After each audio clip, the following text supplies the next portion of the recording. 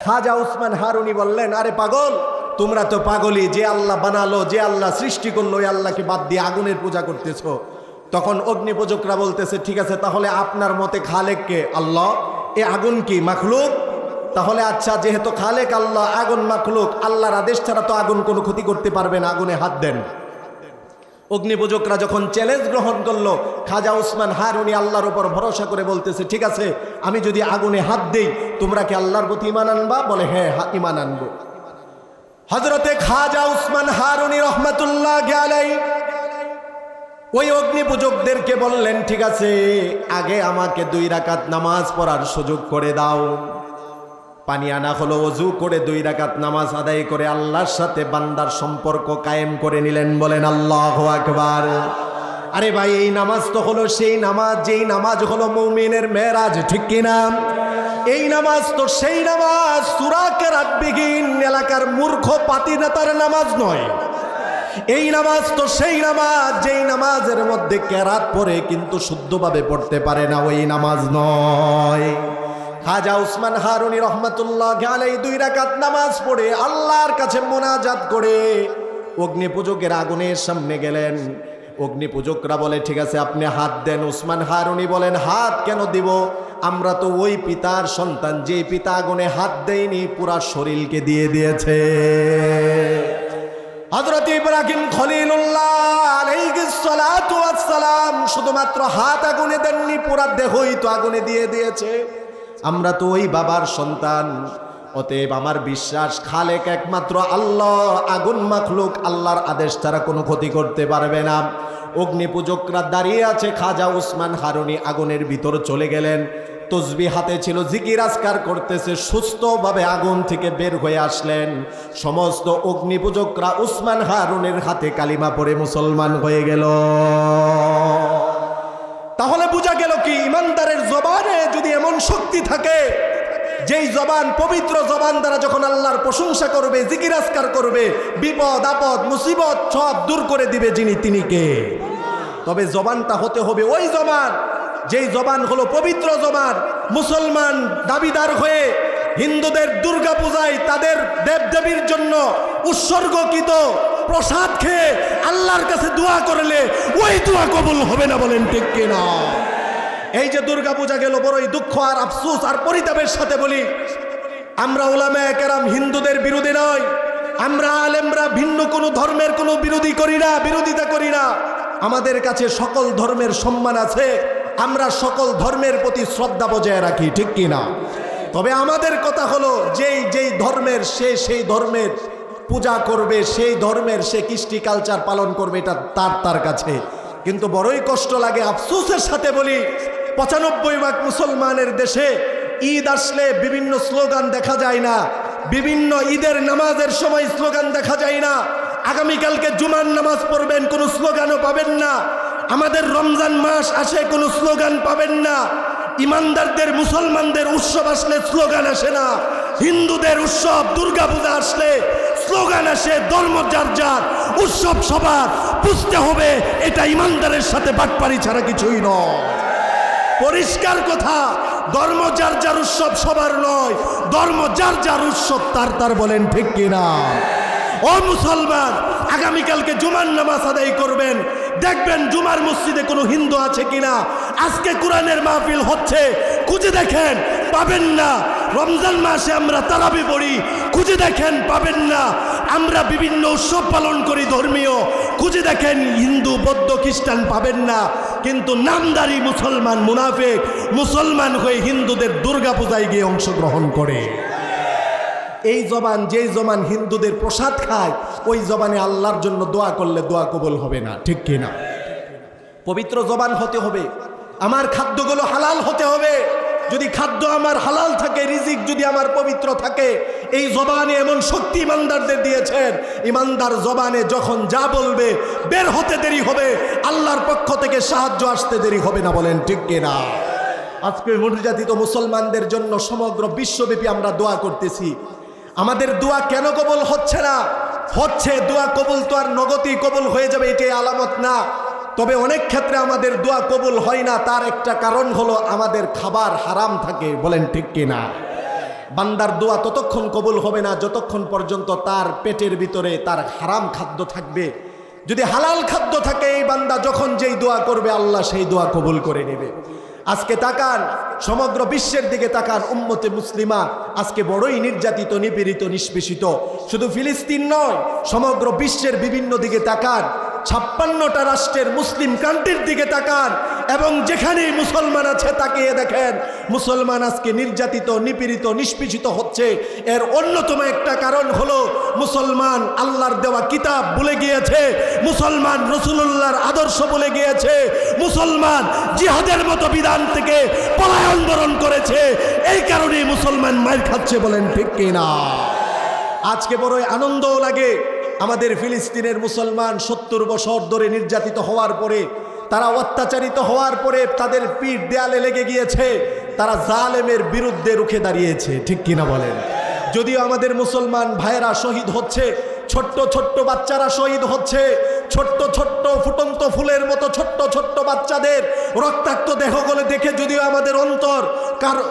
আমাদের অন্তরগুলো কেঁপে উঠতেছে, তবে মনে রাখেন মুসলমান যদি শত্রুদের মোকাবেলা করতে গিয়েও জীবন দেয়, মুসলমানের কোনো লস নেই। মুসলমান মরলে শহীদ, বাঁচলে গাজী, বলেন ঠিক কিনা? আপনি বড় আশ্চর্য হয়ে যাবেন, আমি বড়ই ভারাক্রান্ত হই যখন ফিলিস্তিনের মুসলমানদের উপর নির্যাতন, নিপীড়ন 80 বছর ধরে হয়ে আসতেছে। এতদিন পর্যন্ত পৃথিবীর বিভিন্ন যারা মানবতার বুলিয়া ওরাই পশ্চিমারা, তারা এই ইসরায়েলি সন্ত্রাসী গোষ্ঠী, তাগুতি গোষ্ঠী, আল্লাহর পক্ষ থেকে অভিশপ্ত গোষ্ঠীর উপর কোনো রকমের কোনো অপবাদ দিয়েছে না।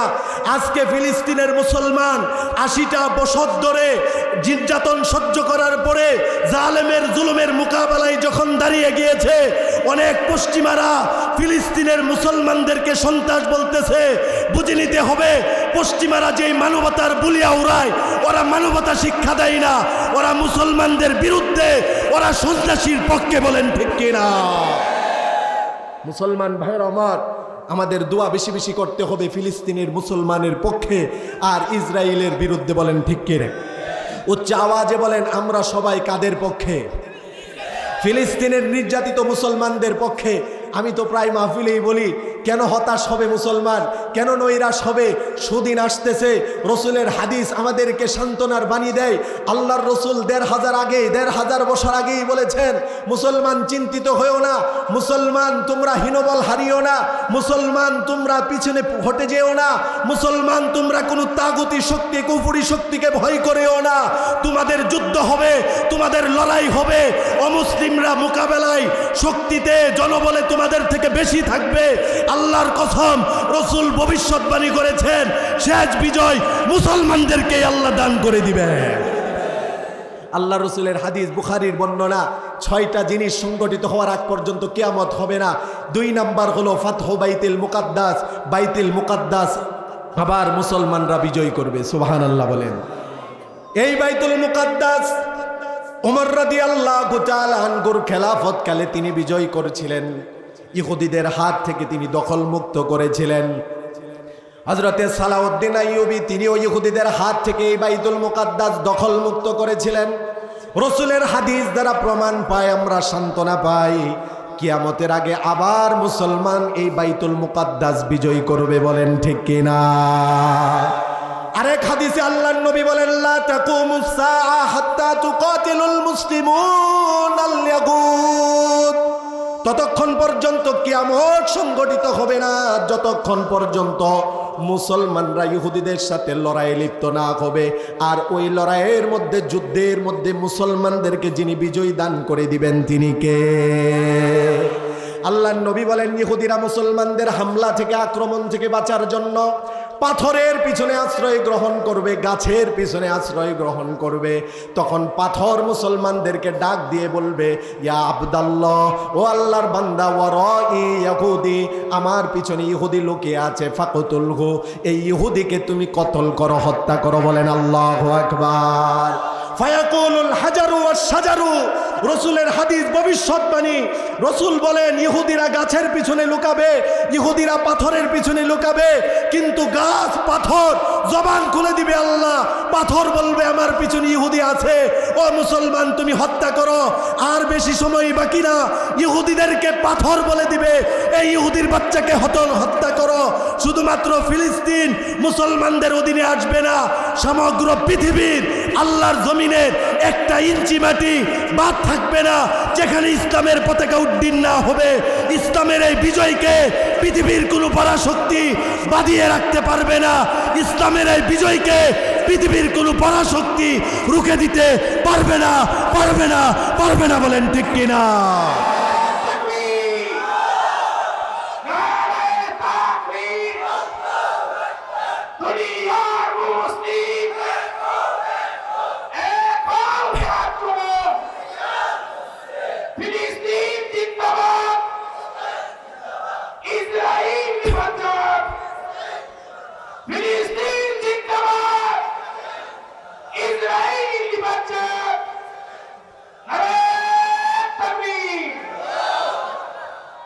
মোহতারাম হাজিরিন, সম্মানিত ভাইরা আমার, সময় একেবারেই কম, কথাই কথা আসে।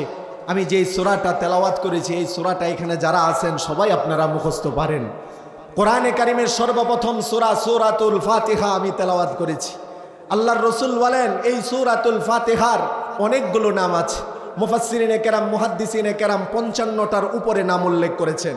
তবে এই সূরাটার ইমাম বুখারী বলেন এই সূরার একটা অন্যতম নাম হলো, এটা হলো উম্মুল কিতাব, এটা হলো কিতাবের মা।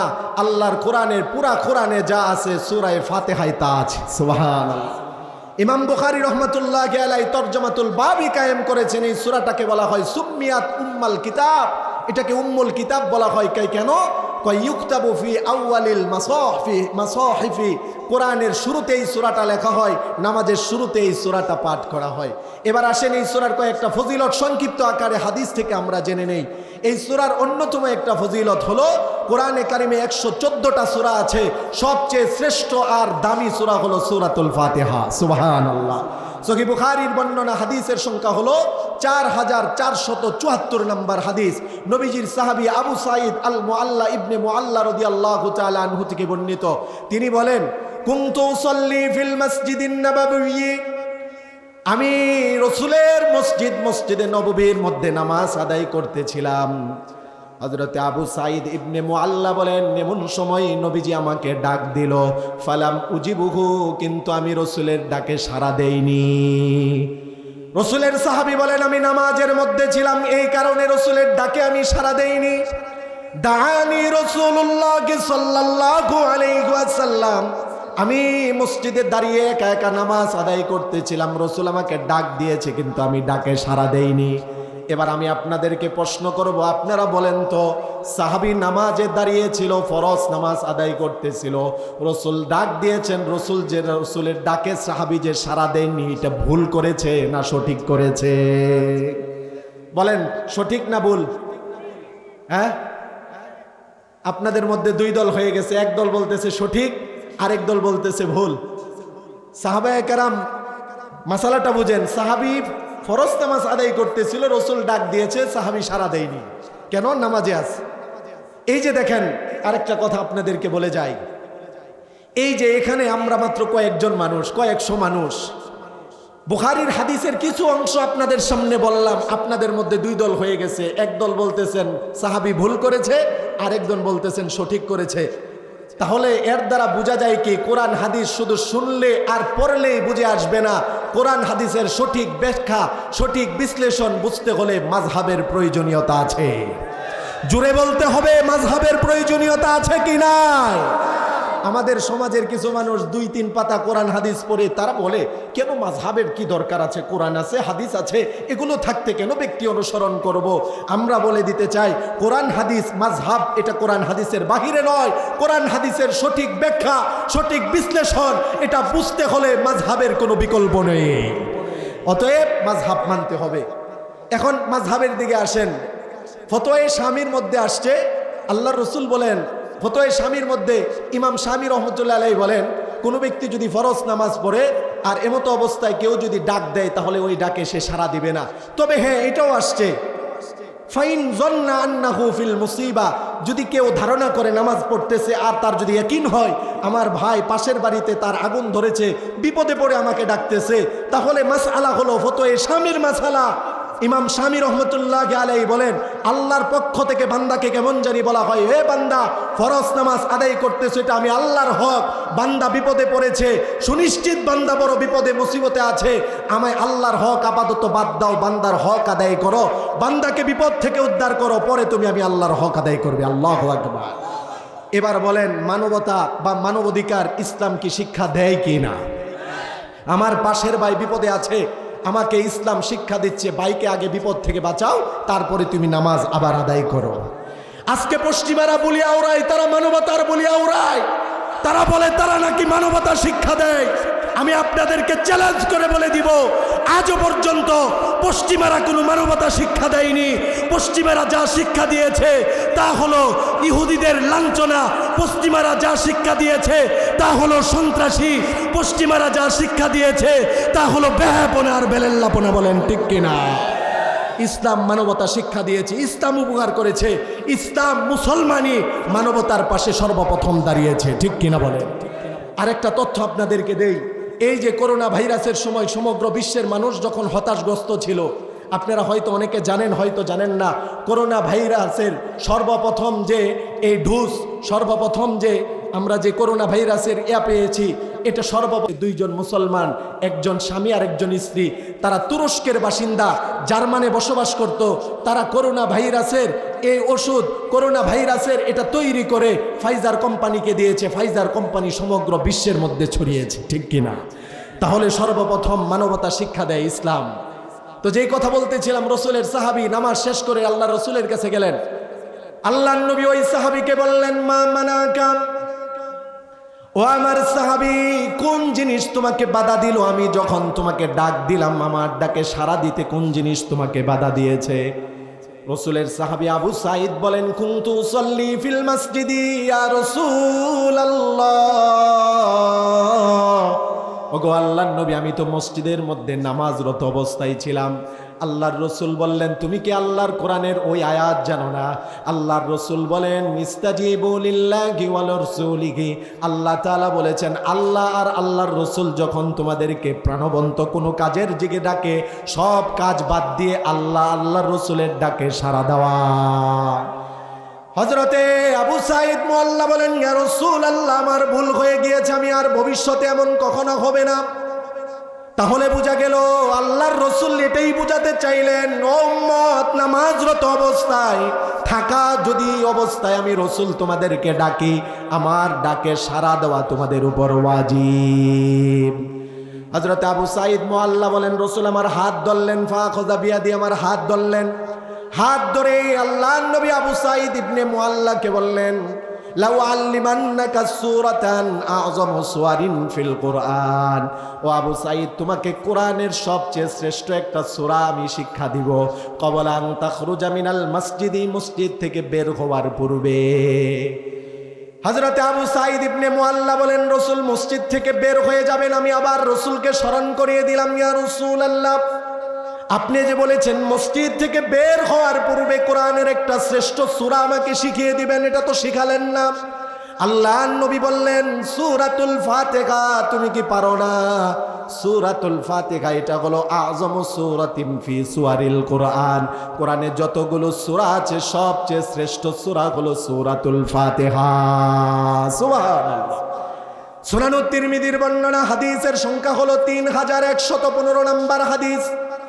রসুলের সাহাবী উবাই ইবনে কাব রাদিয়াল্লাহু তাআলা আনহুকে আল্লাহর নবী বললেন, ও উবাই, তুহিব্বু আন নুআল্লিমাকা সূরাতান, তুমি কি পছন্দ করো তোমাকে আমি এমন একটা সূরা শিক্ষা দিব, লাম ইয়ানজিল ফিত তাওরাতি ওয়ালা ফিল ইনজিলি ওয়ালা ফিজ জাবুরি ওয়ালা ফিল ফুরকানি মিসলাহা, এমন একটা সূরা আমি তোমাকে শিক্ষা দিব যেই সূরার মতো কোনো সূরা তাওরাতে অবতীর্ণ হয়নি, যেই সূরার মতো কোনো সূরা জাবুরে অবতীর্ণ হয়নি, ইনজিলে অবতীর্ণ হয়নি, যেই সূরার মতো কোনো সূরা কোরআনেও নেই। বলেন সুবহানাল্লাহ। রসুলের সাহাবী কারিউল কুররা হযরত উবাই ইবনে কাব বলেন, বালা ইয়া রাসূলুল্লাহ, নবীজি অবশ্যই অবশ্যই ওই সূরাটা আপনি আমাকে শিখিয়ে দেন। আল্লাহর নবী তখন বললেন, তুমি সূরা ফাতিহা পড়ে নাও। সূরা ফাতিহা এই সূরাটা এমন একটা সূরা, এটার মতো সূরা তাওরাতেও নেই, জাবুরেও নেই, ইনজিলেও নেই, কোরআনে এই সূরার মতো অন্য কোনো সূরা নেই। বলেন সুবহানাল্লাহ।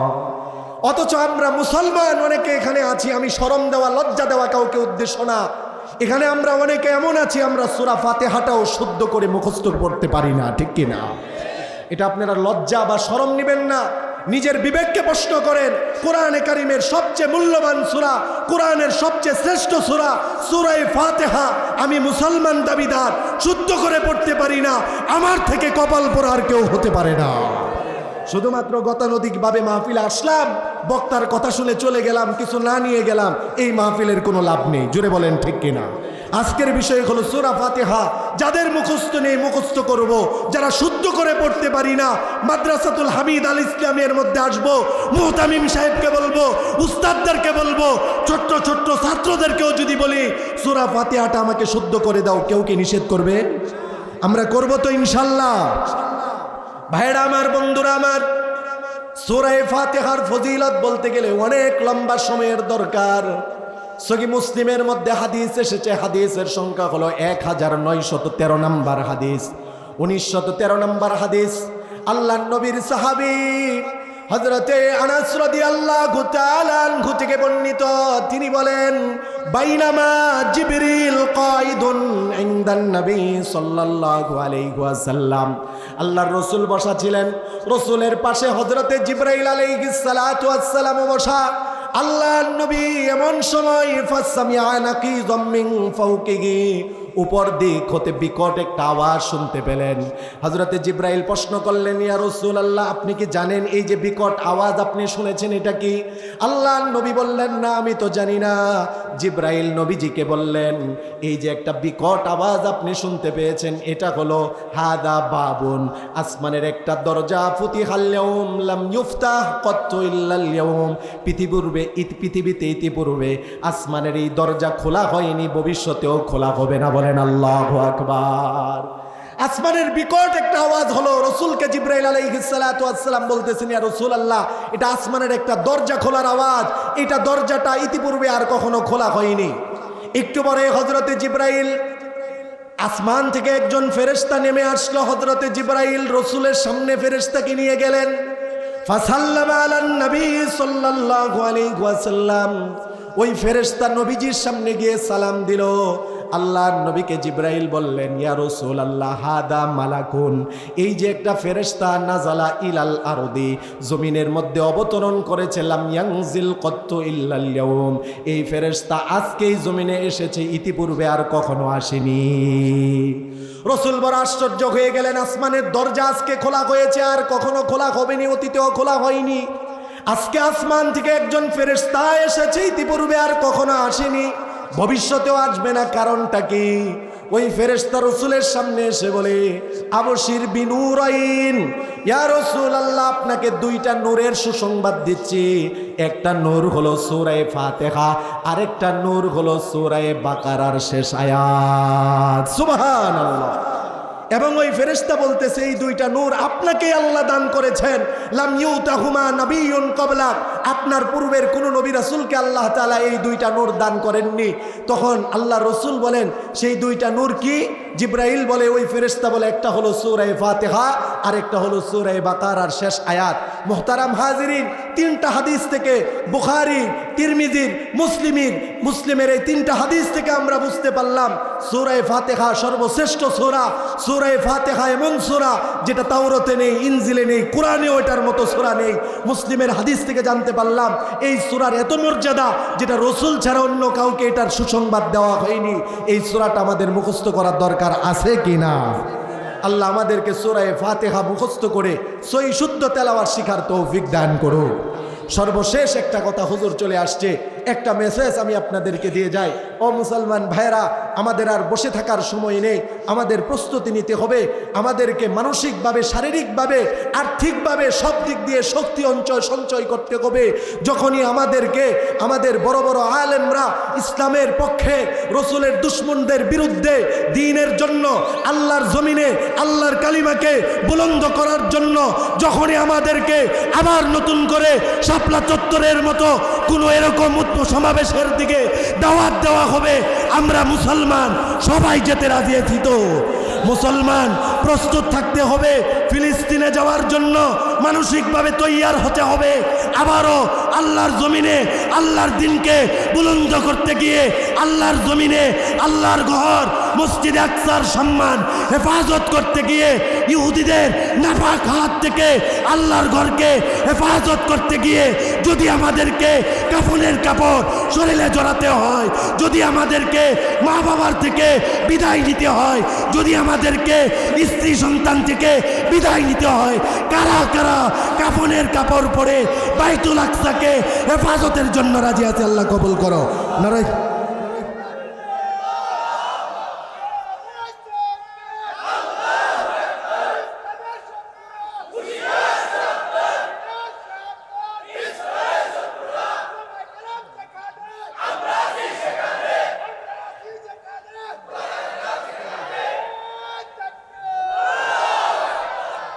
আল্লাহর রসুলের একজন সাহাবী, তিনি বলেন, আমরা রসুলের পিছনে নামাজ আদায় করতেছিলাম। এমন সময় আমরা নামাজ আদায় করতেছি, একজন ব্যক্তি এসে নামাজে অংশগ্রহণ করলো। রসুল নামাজের ইমামতি করতেছেন। আল্লাহর রসুল কেরাত শেষ করে রুকুতে গেলেন। রুকু থেকে উঠার পরে আল্লাহর রসুল বললেন, সামি আল্লাহু লিমান হামিদা। আচ্ছা বলেন, ইমাম সাহেব এটা বললে মুক্তাদিরা কি বলে? রব্বানা লাকাল হামদ। আরেক বর্ণনায় ওয়ালাকাল হামদ। সমস্ত সাহাবায়ে কেরাম সবাই বলল রব্বানা লাকাল হামদ, কিন্তু একজন সাহাবী একটু উচ্চ আওয়াজে পিছন থেকে বলতেছে রব্বানা লাকাল হামদু হামদান কাসীরা তাইয়িবান মুবারাকান ফীহি। সুবহানাল্লাহ। মুসনাদে আহমদের বর্ণনা, আল্লাহর রাসূল নামাজ শেষ করলেন, পিছনের দিকে সাহাবায়ে কেরামের দিকে তাকিয়ে আল্লাহর নবী প্রশ্ন করলেন, মানিল মুতাকাল্লিমু আনিফান। ও আমার সাহাবীরা, একটু আগে আমি নামাজের মধ্যে রুকু থেকে উঠার পরে সামি আল্লাহু লিমান হামিদা বলেছিলাম, তোমরা সবাই রব্বানা লাকাল হামদ বলেছো, তবে তোমাদের মধ্যে একজন ব্যক্তি বলেছে হামদান কাসীরান তাইয়িবান মুবারাকান ফী। আল্লাহর নবী সাহাবায়ে কেরামকে বললেন, মানিল মুতাকাল্লিমু আনিফান, কে এই উচ্চ শব্দগুলো দ্বারা আল্লাহর প্রশংসা করেছে? সাহাবায়ে কেরাম কোনো উত্তর দেয় না। যে বলেছে সেও মনে করেছে কোনো অন্যায় করে ফেললাম কিনা, অপরাধ করে ফেললাম কিনা। আল্লাহর নবী সান্ত্বনা দিলেন, যেই এই কাজটা করেছো কোনো অন্যায় করনি, অপরাধ করনি, কে বলেছো তুমি বলো। সাহাবায়ে কেরামের মধ্য থেকে একজন সাহাবী হাত উত্তোলন করে বলল, আনা ইয়া রাসূলুল্লাহ। ওগো আল্লাহর নবী, রুকু থেকে উঠার পরে আমি আল্লাহর ওই উচ্চ শব্দগুলোর দ্বারা প্রশংসা করেছি। আল্লাহর নবী ওই সাহাবীকে সান্ত্বনা দিয়ে বললেন, তুমি চিন্তিত হয়ো না, ভয় পেও না। তুমি যে উচ্চ বাক্যগুলোর দ্বারা আল্লাহর প্রশংসা করেছ, তুমি তোমার জবান মুবারকে জবানের দ্বারা যে আল্লাহর প্রশংসাগুলো করেছ, আল্লাহ তাআলা এতে এত খুশি হয়েছে, লাকাদ রাআইতু বিদআতান ওয়া 30 মালাকান ইয়াবতাদিরুনাহা আইয়ুহুম ইয়াকতুবুহা আউয়াল। নবীজি বলেন, আমি যা দেখি তোমরা তা দেখো না। আমি বিশ্ব নবী দেখেছি 30-এর চেয়ে অধিক ফেরেশতারা সওয়াব লেখার জন্য প্রতিযোগিতা শুরু করে দিয়েছে। তুমি যে এই যে প্রশংসাগুলো করেছো, রব্বানা লাকাল হামদ হামদান কাসীরা তাইয়িবান মুবারাকান ফীহি, এটার সওয়াব লেখার জন্য 30-এর চেয়ে বেশি ফেরেশতারা প্রতিযোগিতা করতেছে, কার আগে কে লিখতে পারে, কার আগে কে এই সওয়াবগুলো আল্লাহর দরবারে পেশ করতে পারে। আল্লাহু আকবার। ইবনে মাজাহ শরীফের মধ্যে এসেছে, হাদিসের সংখ্যা হলো 3933 নম্বর হাদিস। আল্লাহর নবী বলেন, ইন্না আবদাম মিন ইবাদিল্লাহ, আল্লাহ পাকের বান্দা সমূহের একজন বান্দা কিছু শব্দ দ্বারা আল্লাহর প্রশংসা করেছে। আমরাও যেই শব্দগুলোর দ্বারা আল্লাহর প্রশংসা করেছি, আল্লাহর একজন বান্দা প্রশংসা করতেছে, ইয়া রব্বি লাকাল হামদু লিজালালি ওয়াজহিকা ওয়া আযীমি সুলতানিকা। আল্লাহর প্রশংসাগুলো করার পরে ফেরেশতারা বড় আশ্চর্য হয়ে গিয়েছে। আল্লাহর রাসূল বলেন, ইবনে মাজাহ শরীফের হাদিস 3933 নম্বর হাদিস, ফেরেশতারা আশ্চর্য হয়ে গিয়েছে, এত সুন্দর বাক্য দ্বারা আল্লাহর প্রশংসা করেছে, কি সওয়াব আমরা দিব। আল্লাহর নবী বলেন, ফাসাইদা ইলাস সামা, রহমতের ফেরেশতা আমল যারা লিখে তারা আসমানে চলে গেল। আল্লাহ তাআলাকে ডাক দিয়ে বলে, ইয়া আল্লাহ, ইন্না আবদাকা মিন ইবাদিক, জমিনের মধ্যে আপনার একজন বান্দা এমন কিছু শব্দ দ্বারা আপনার প্রশংসা করেছে, কি সওয়াব দিব আমরা আশ্চর্য হয়ে গিয়েছি। আল্লাহ তাআলা যদিও সব জানেন, তারপরেও আল্লাহ প্রশ্ন করেছেন, মাদা ইয়াকুলু আবদি, আমার বান্দা কোন শব্দ দ্বারা প্রশংসা করেছে। ফেরেশতারা আল্লাহর প্রশ্নের উত্তরে বলে, আল্লাহ,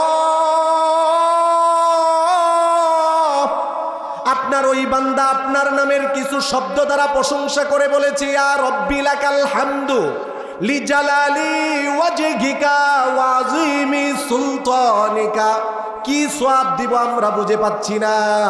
আল্লাহ তাআলা ফেরেশতাদেরকে বললেন, ফাকাদ ক্বালাল্লাহু তাআলা লাহুমা উকতুবানিহা। আল্লাহ তাআলা ফেরেশতাদেরকে বললেন, সওয়াব দেওয়ার দরকার নেই, বান্দা যা বলেছে ওই বাক্যটা বান্দার আমল নামায় লিখে দাও, আমি আল্লাহ নিজে তার পুরস্কার দান করে দিব। এখন বলেন, প্রশংসা করব কার? প্রশংসা করলে যিনি খুশি হন তিনি কে? বড়ই দুঃখ আর আফসোসের সাথে বলতে হয়, যে আল্লাহ আমাদেরকে হায়াত দিয়েছেন, যে আল্লাহ আমাদেরকে রিজিক দেন, যে আল্লাহ আমাদেরকে সুস্থতার মতো নিয়ামত দান করেন, যে আল্লাহ এই দেহে শক্তি দিয়েছেন, এই জবানে যে আল্লাহ শক্তি দিয়েছেন, কপাল পোড়া মুসলমান প্রশংসা করি এলাকার নেতার, প্রশংসা করি টাকাওয়ালা পয়সাওয়ালা, ওই আল্লাহর প্রশংসা জবান থেকে বের হয় না। বলেন ঠিক কিনা? এজন্য বলেন, প্রশংসা করব কার? জবান যতদিন থাকবে প্রশংসা চলবে কার? আরে আমাদের তো বড় সম্বল এটাই, আমাদের বড় পুঁজি তো এটাই। ইমানদারের বড় পুঁজি হলো আল্লাহর প্রশংসা করা, আল্লাহর জিকির করা, আল্লাহর নামের তসবিহ পাঠ করা। ঠিক কিনা বলেন? আমাদের বড় কোনো শক্তি নেই, আমাদের বড় কোনো অস্ত্রের শক্তি নেই। আমাদের শক্তি একটা, সমগ্র পৃথিবীর পরাশক্তি একদিকে চলে যাবে। ইমানদার নামাজের মুসাল্লায় দাঁড়িয়ে 2 রাকাত নামাজ পড়ে চোখের পানি জড়িয়ে আল্লাহর কাছে জবান দিয়ে দোয়া করবে, পরাশক্তিকে হারিয়ে দিবে ইমানদারের দোয়া। বলেন ঠিক না? তবে জবান লাগবে সেই পবিত্র জবান। সেরকম পবিত্র জবান যদি হতে পারে, তাহলে গুলির সামনে যাব, জবানে তসবিহ থাকবে, জিকির আজকার থাকবে, ওই গুলি আমার ক্ষতি করতে পারবে না। ঠিক কি না? যদি আমার জবান পবিত্র থাকে, জ্বলন্ত আগুনে যাব, ওই আগুন আমাকে পোড়াতে পারবে না। ঠিক কি না? খাজা উসমান হারুনি রহমতুল্লাহ আলাইহি অনেক বড় আল্লাহর ওলি ছিলেন, বুজুর্গ ছিলেন, লম্বা ঘটনা আমি বলতে যাব না। একদিন উনি কে? উনি হলেন খাজা মঈনুদ্দিন চিশতি রহমতুল্লাহ আলাইহির যিনি পীর ও মুর্শিদ ছিলেন, খাজা উসমান হারুনি রহমতুল্লাহ আলাইহি। রাস্তা দিয়ে হেঁটে যাচ্ছেন, দেখতেছেন অগ্নি পূজারীরা আগুনের পূজা করতেছে। একজন আল্লাহর ওলি, প্রকৃত একজন আলেম, সমাজে যখন বিশৃঙ্খলার কোনো কাজ দেখবে, আল্লাহর সাথে যখন শিরিক করে এমন কোনো কাজ সমাজে যখন দেখবে, সমাজে যখন মাদক, সমাজে যখন অন্যায় অনাচার, সমাজে যখন সুদ ঘুষ দুর্নীতি একজন মুহাক্কিক আলেম দেখে, তখন সে চুপ করে থাকতে পারে না। বলেন ঠিক কিনা? ওলামায়ে কেরাম এই দেশের কোনো মানুষের শত্রু নয়। ওলামায়ে কেরাম সুদের বিরুদ্ধে, ঘুষের বিরুদ্ধে, দুর্নীতির বিরুদ্ধে কথা বলার কারণে যারা শত্রু মনে করে আলেমদেরকে, তারা মূলত দাবি করলেও মুসলমান না, তারা মুনাফিক। বলেন ঠিক কিনা? খাজা উসমান হারুনি যাচ্ছেন, অগ্নি পূজকরা আগুনের পূজা করতেছে। উনি বলতেছেন, এই তোমরা পাগলের মতো কি করো? তোমরাও মাখলুক, এই আগুন তো মাখলুক, খালেককে বাদ দিয়ে মাখলুকের পূজা কেন করো? মাখলুকের ইবাদত কেন করো? অগ্নি পূজকরা রাগান্বিত হয়ে বলতেছে, পণ্ডিতি করেন? হুজুররা হক কথা বললে কিছু সমাজের মানুষ বলে, হুজুর বেশি বাইরা গেছেন, ঠিক হয়ে যান। ঠিক কিনা?